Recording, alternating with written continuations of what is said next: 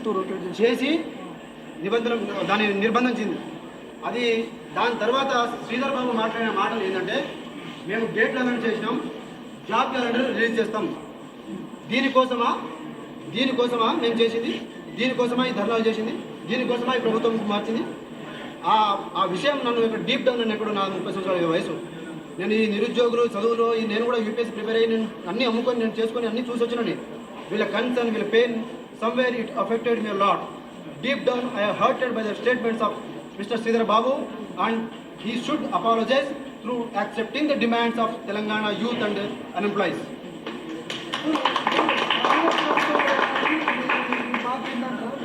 ఆరు యూనివర్సిటీలో తిరిగిన ఇక్కడ ఉన్న నిరుద్యోగం చాలా మంది తెలుసు. 6 యూనివర్సిటీలో తిరిగిన, పేపర్ లీక్ అయినప్పుడు 6 యూనివర్సిటీలో తిరిగి 4 యూనివర్సిటీలో ఒకటేసారి ధర్నా చేసినాం. నిరుద్యోగ జేఏసీ గ్రూపులు అని చెప్పి 70 గ్రూపులు క్రియేట్ చేసినాం. స్వచ్ఛందంగా ప్రచారం చేసినాం. సార్ మీకు చిన్న విషయం చెప్తాను, 1,00,000 ఉద్యోగాలు కాదు. ఫస్ట్ ఒక్క విషయం సార్ మీకు చెప్పేది, మెగా డిఎస్సి 25,000 పోస్టులు, గ్రూప్ 2, 3 ఇవి కలిపితే 5,000 ఉద్యోగాలు, గ్రూప్ 1 కలిపితే 1000 ఉద్యోగాలు, తిప్పి కొడితే 35,000 నుంచి 40,000 ఉద్యోగాలు పర్ఫెక్ట్గా దింపిన సమస్య పరిష్కారం అవుతుంది. 33 లక్షల్లో 25 లక్షల మంది ఈ 4 మేజర్ ఉద్యోగాల కోసమే ప్రిపేర్ అవుతున్నారు. డిఎస్సీ అయినా, మెగా డిఎస్సీ అయినా, ఇంకో ఏదైనా కూడా. అయితే ఈ 30,000 ఉద్యోగాలు నోటిఫికేషన్ ఇచ్చినామన్నారుగా, అంటే జాబ్ ఇచ్చినామని చెప్పినారు కదా, ఏ రోజు ఇచ్చినారు, ఎక్కడ పెట్టినారు, ఎక్కడ రిజల్ట్ ఇచ్చినారు, ఏ సెంటర్లో పోయి పరీక్ష పెట్టినారని వాళ్ళ అబద్ధం మాత్రమే మేము అర్థం చేసుకోవడం. సార్ సంవత్సరం లోపల 1,00,000 ఉద్యోగాలు ఉన్నప్పుడు 6 నెలల్లో 50,000 ఉద్యోగాలు ఇవ్వాలి. మేము 50,000 ఉద్యోగాలు అడగలేదు. 30,000 ఉద్యోగాలను నువ్వు చిత్తశుద్ధిగా ఫుల్ఫిల్ చేసినావా? చేయలేదు. పైగా అబద్ధాలు ఆడినావు. ఇప్పుడు కూడా మేమేమి ఉంటున్నామంటే, రేపటి రోజున నువ్వు ఈ నిరుద్యోగ సమస్య 70 సంవత్సరాల నుంచి ఆగుతున్నాం. ఇప్పుడు 7 గంటలు కూడా ఆగాం, 7 నిమిషాలు కూడా ఆగాం. ఈ సమస్య పరిష్కారం అయ్యేంత వరకు ఆమరణ నిరాహార దీక్ష కొనసాగింపు చేస్తూనే ఉంటాము.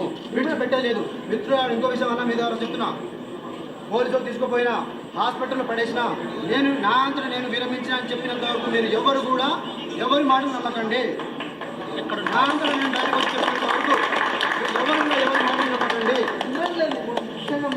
డిమాండ్లు గ్రూప్ 1 1:100, గ్రూప్ 2 2,000 పోస్టులు, గ్రూప్ 3 3,000 పోస్టులు, మెగా డిఎస్సి 20,000 పోస్టులు, డిఎస్సి పోస్ట్ పోన్ చేయాలి, నిరుద్యోగ వృత్తి ఇవ్వాలి, జియో నెంబర్ 46 రద్దు చేయాలి.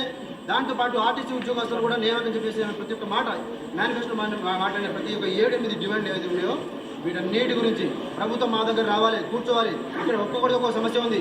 అన్ని సమస్యలు కలిపి ఒకటే వేదికగా నా ద్వారా ఒక అల్టిమేట్గా ఒక ఒత్తిడి, ప్రభుత్వం మీద ఒత్తిడి క్రియేట్ చేసి దీని ద్వారా అందరి సమస్యలు పరిష్కారం చేయాలి. ఒక్క సమస్య కాదు, అందరి సమస్యలు పరిష్కారం చేయాలి.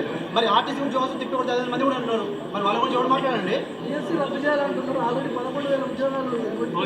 సార్? పోస్ట్ పోన్ చేయాలంటున్నాం, పోస్ట్ పోన్ చేయాలి. వాళ్ళు ఇచ్చిన 25,000 ఉద్యోగాలు నింపాలి. ఇంకో విషయం చెప్తున్నా, పోస్టులు పెరిగితే there is a logic in this. Group 2 పోస్టుల్లో 783 పోస్టులు ఉన్నాయి. అవి సగం పోస్టులు ఇక్కడ చార్మినార్ జోన్లో ఉన్నాయి. నల్గొండ జోన్లో ఒక్క డీటీ పోస్టు, భద్రాద్రి కొత్తగూడెంలో పోస్టే లేదు. Point number 1. మెగా డిఎస్సి 25,000 వస్తే 12 సంవత్సరాలు చదువుకుంటూ వస్తున్నారు. సంవత్సరం క్రితం ఉన్నాడు, 12 సంవత్సరాలు చదువుతున్నాడు. వీళ్ళందరికీ న్యాయం జరుగుతుంది కదా. దాంతోపాటు పోస్టులు పెంచితే ఈ 10 సంవత్సరాల నుంచి వెయిట్ చేస్తున్న నిరుద్యోగులకు న్యాయం జరుగుతుంది. దీని తర్వాత మధ్యలో 2-3 సంవత్సరాలు మీరు ఉద్యోగాలు వేయకండి.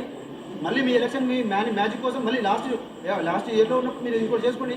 ఇంకో విషయం మిత్రులారా మీరు గమనించాలి, ఇప్పుడు జోనల్ వ్యవస్థ ఉంది, దీన్ని డిస్ట్రిక్ట్గా మారుస్తూ ఉంటున్నారు. ఒకవేళ మార్చడానికి 2 సంవత్సరాలు టైం పడుతుంది. ఈ 2 సంవత్సరాల వరకు మీరు ఇది ప్రెసిడెన్షియల్ ఆర్డర్ నుంచి క్లియర్ కాలేదు కాబట్టి మేము నోటిఫికేషన్ వేయలేదు అంటారు. అప్పుడు ఏం చేస్తారు?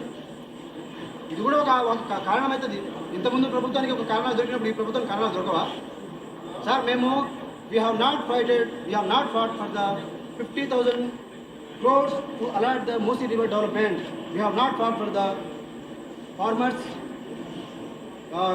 రైతుల రుణమాఫీ గురించి మేము మాట్లాడడానికి వాళ్ళ గురించి కాదు. తెలంగాణ కోసం అన్ని తెగింపు చేసి ప్రాణత్యాగాలు చేసిన ఈ నిరుద్యోగ తెలంగాణ యువత కోసం this generation, this section of people have fought and went to the nook and corner of the society in Telangana. Sir, కాబట్టి ఈ డిమాండ్ పరిష్కారం అయ్యేంత వరకు we will not go back on this hunger strike. చాలా మంది నిరుద్యోగులు